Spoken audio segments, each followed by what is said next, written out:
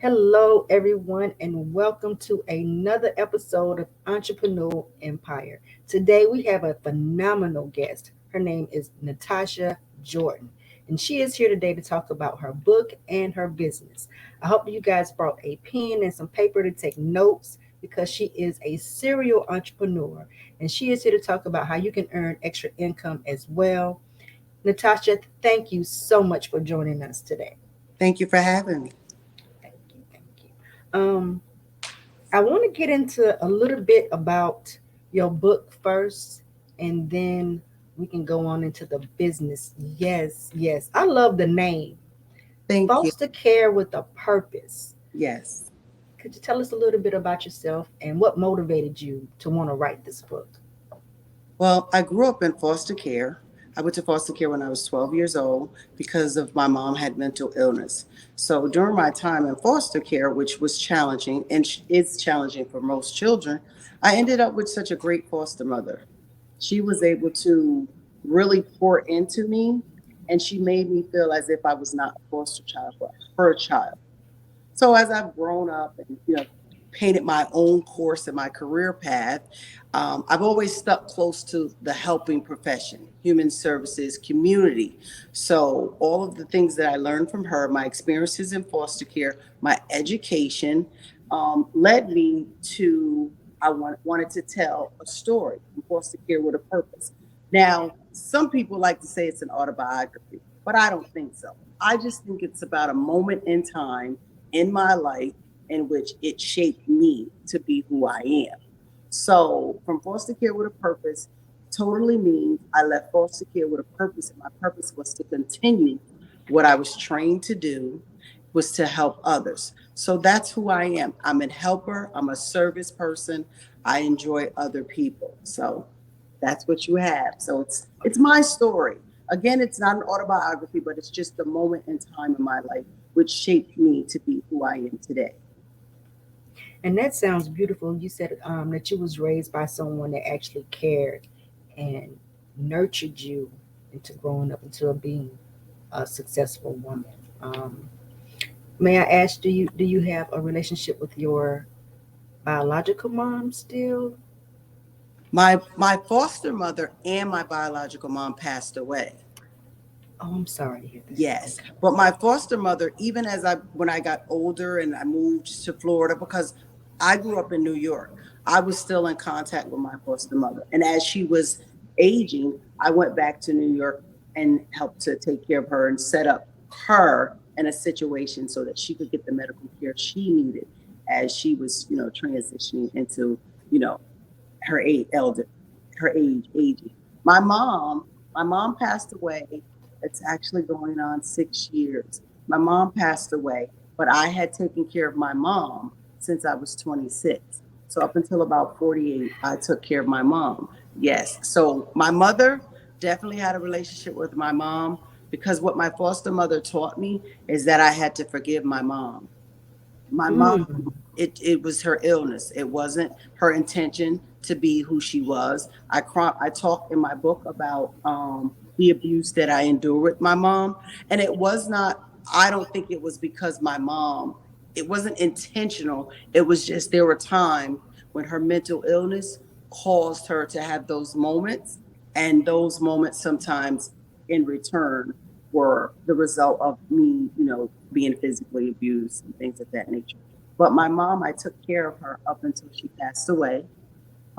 That was something that I grew up. My foster mother told me no matter what, she was my mother. I had to accept her, and I did that. So, yes, I was honored to take care of my mom and my foster mother until they both transitioned. amen, amen. And I apologize. I should have read a little bit more, but I didn't see that in the notes. Um, might I ask you to talk a little bit more about forgiveness? How do you was that a really struggle for you? Because, like you said, whether it's mental illness, alcohol, no matter what it is, when a child has to go through that and forgive the parent for the way that they was raised, it is a struggle. Could you talk about a little bit about your story, if you don't mind? Well, I was very angry when I entered foster care. And It wasn't my mom's fault. It was just the circumstances. But I arrived to my foster mother an angry child. I was mad at my mother because even though the physical abuse occurred, even though she had the mental illness, it was kind of, for me, it was like, it's your fault. Because of who you are, I'm here. And so my foster mother was very, very instrumental in saying that that's not how we're going to treat your mother. Your mother is your mother.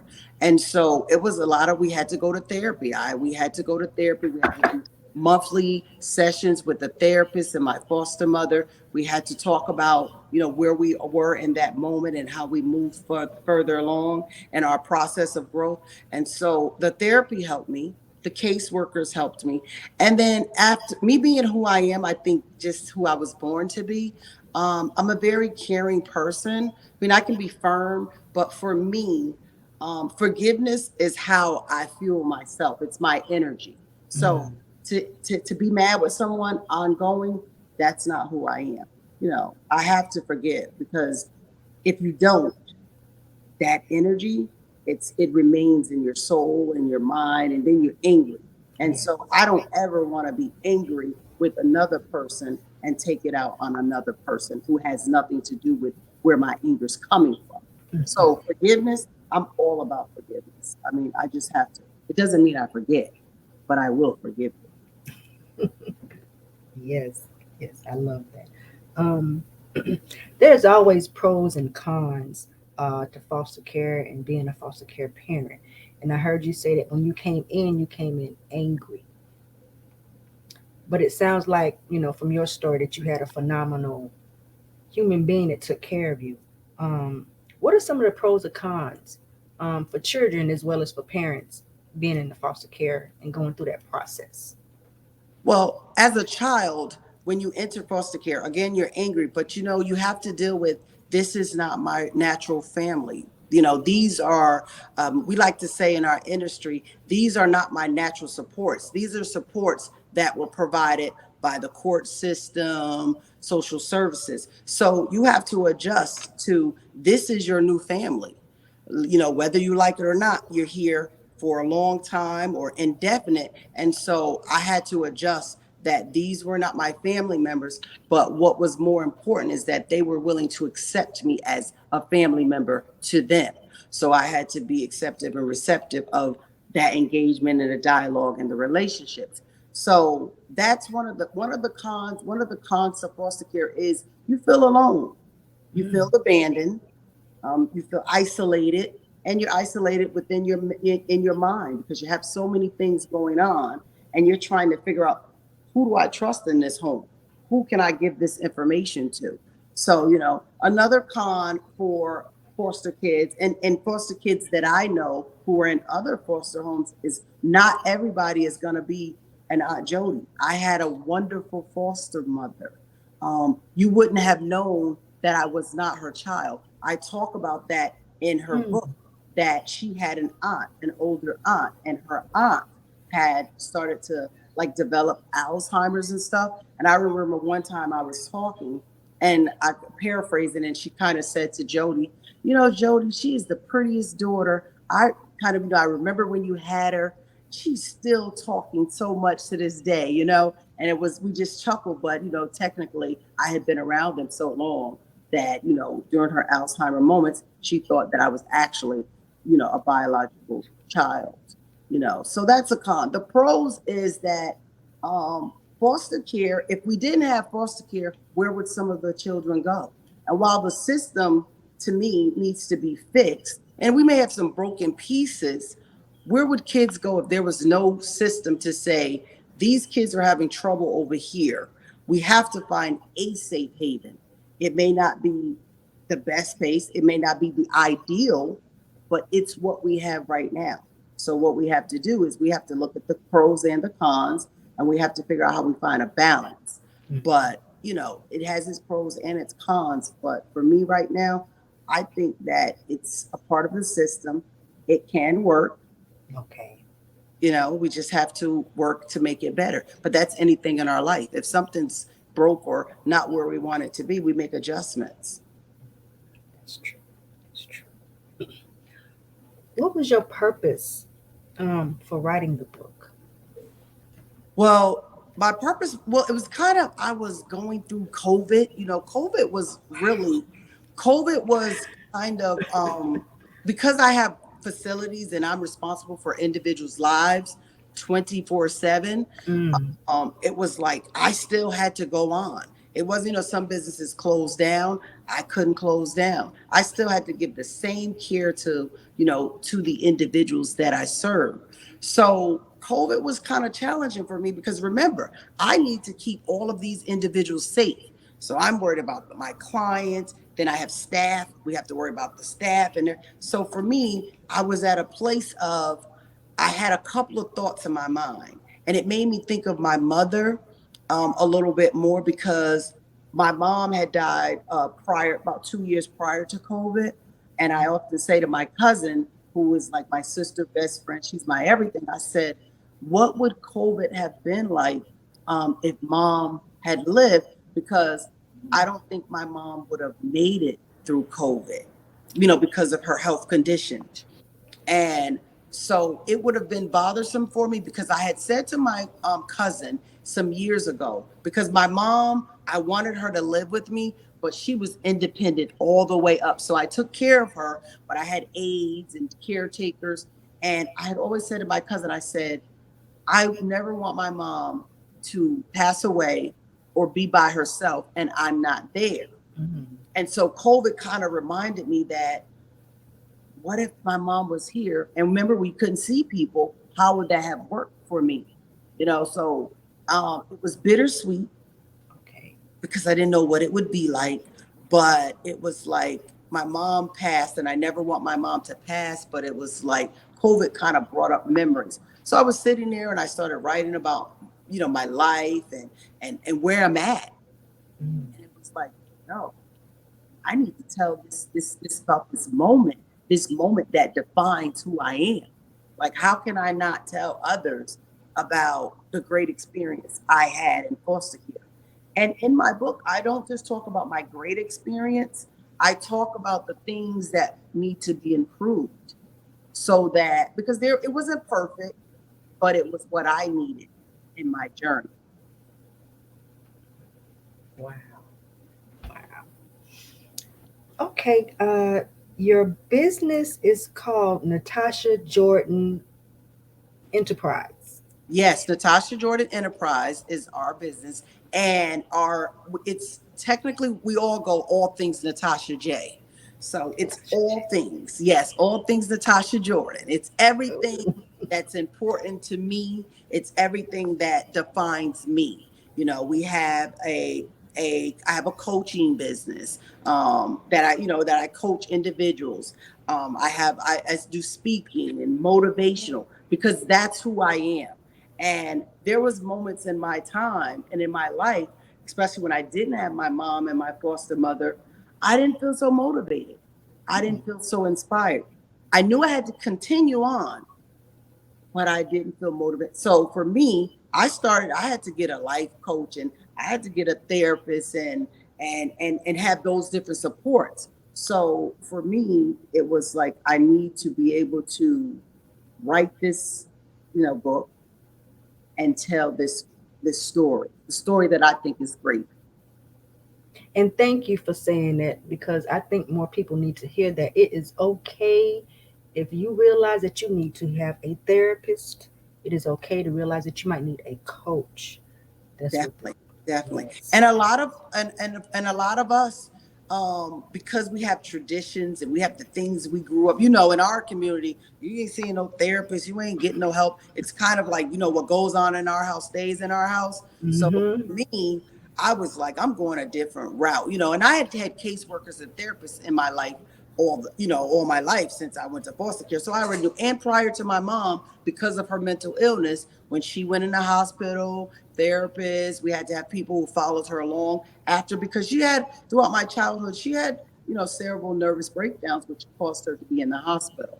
Mm. So I think therapy and coaching, I think that it's necessary for us to reach our maximum potential.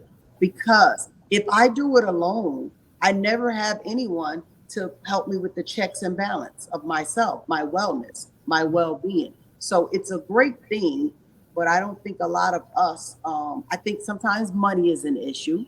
So sometimes we can't, pay for it, but we have to find ways that we can pay for it, and we have to find ways in which we do it. Because if it's done by the right person and you Mhm. partner up with someone who's really invested in your well being, coaching and therapy, I live by it.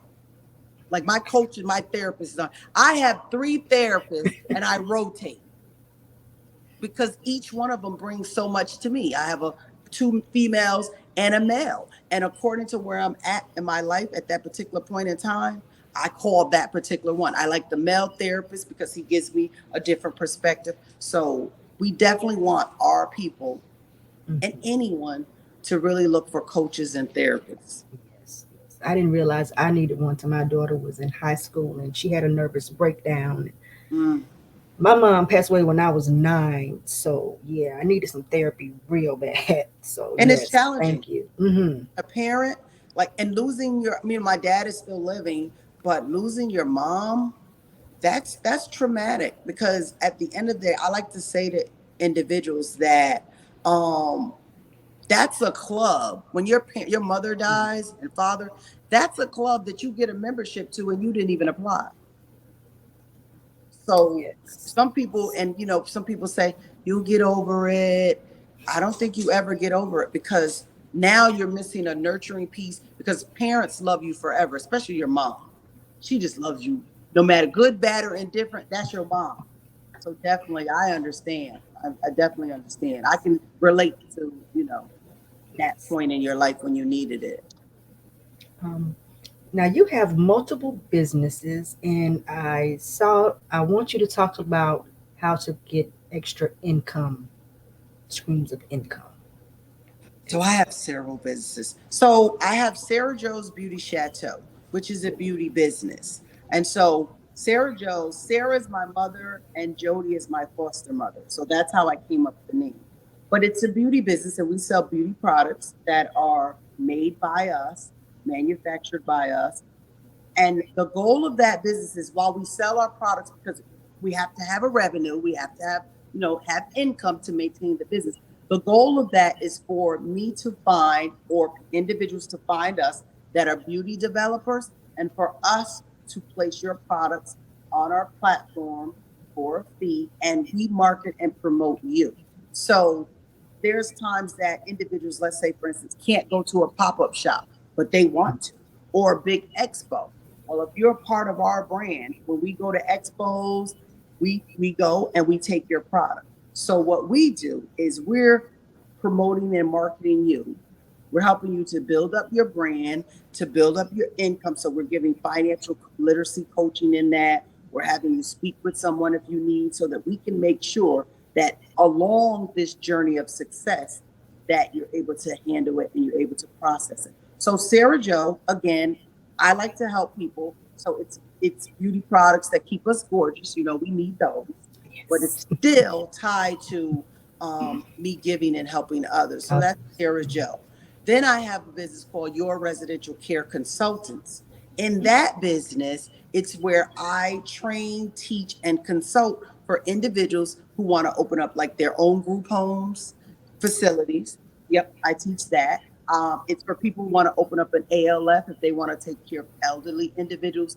And in addition to that, we teach individuals who want to open up a plastic surgery home how they can also do that because that's something new and it's a new trend. However, there are a lot of individuals who are opening up those homes and they're not licensed. Everything that we teach, we are certified and licensed by the state of Florida to provide the training. So for us, we train people who want to, go into this journey because remember, we have populations that always need other people to care for them. So that's what YRC is for. Then we have our nonprofit, which is from Foster Care with a Purpose. And that's where in our nonprofit, when funding is available and support is available for foster kids, we'll help with hair care, get your hair cut, birthday gifts. We do that for individuals that live in group homes.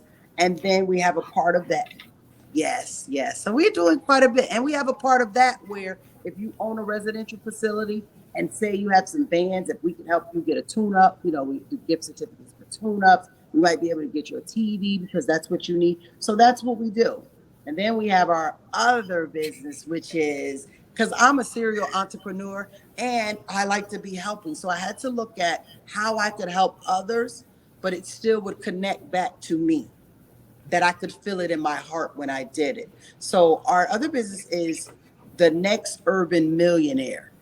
Ooh. And that business is specific to us looking and finding and working with individuals who are in urban communities who, again, are looking for income, who may want to write their own book but don't know how to start, may want to do a magazine, may need us to come in and do, multimedia videos for your business. And so that's what we do over in the next urban millionaire. So that's our business, but that's really geared towards us finding us and Mm. helping us to become wealthy, helping us become financially stable. So I'm kind of busy. I like it. I enjoy it. That was my next question. Oh wow, what is your favorite aspect of being an entrepreneur? The one of my favorite aspects is working with other people who also working with other people who also want the same things that I want. Because the one thing about me when I work with other entrepreneurs, I don't want to work with anyone where it feels like it's work for me. Mm. And I don't want to work with anyone where this is what you say you want, but this is what you really need. Technical difficulties. It is okay. It is okay. I wonder what. I don't know if you can hear me. Let's see if we can pause. Who you because want to sometimes people say they want something, but then when I lay out the foundation for the work, they're like, nah, I don't want to do that. So I want to work with people who enjoy the hustle and the grind just as I do. Because I like to start at point A and get all the way to Z, because then I know that my hard work and efforts are the result. So I just want to work with people who want to do what I want to do, like-minded people. That's one of the reasons I was so excited to go on your show. I read up information. I liked it. I was like, I like this. This is what fits for me. So definitely, I want to enjoy aspects of the business with people who also want to enjoy the aspects of business and their journey as well. Yeah, I always say that passion, purpose equals that progress. You gotta There have you it. go. There Gotta you have go. it. There you go. Um, And some people don't know their passion, what their passion is. Some people don't know their purpose. So that's where the coaching comes into place. Let me help you find your passion and your purpose. I can't find it for you. I can just give you the tools that lead you towards it. and was your first business Natasha Jordan Enterprise? Does that umbrella follow up under everything that you have? Natasha Jordan Enterprise is the helm for, and it's the holding for all things Natasha, YRC, which is your residential care, Sarah Joe's, the next urban, and from foster care with a purpose. And then we have a separate business, which we spoke about, which are residential facilities. And so we have two folds going, but all things Natasha Jordan, all things NatashaJ.com. That's our website. So that's where you can get all of the information on who I am and what we do and how we can help you. Okay. And that's all things NatashaJ.com. Yes, yes, all things Love that. Natasha J. Um, what are your top three most important habits or resources or systems that you can share with us that has helped you along the way in your journey? Um, what I make a habit of is I make a habit of being thankful. I make it a habit of being thankful. I wake up. I'm not going to say I go to church every Sunday, but I am going to say that I'm tapped in with my spirituality and my inner powers, my universe. So I'm tapped in.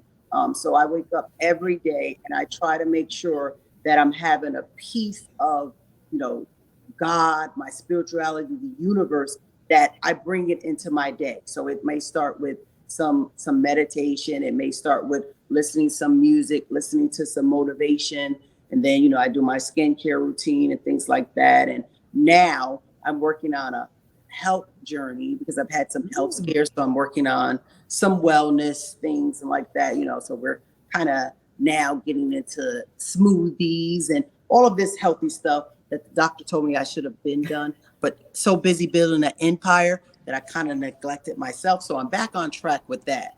So that's one. It's just being in tune with myself first.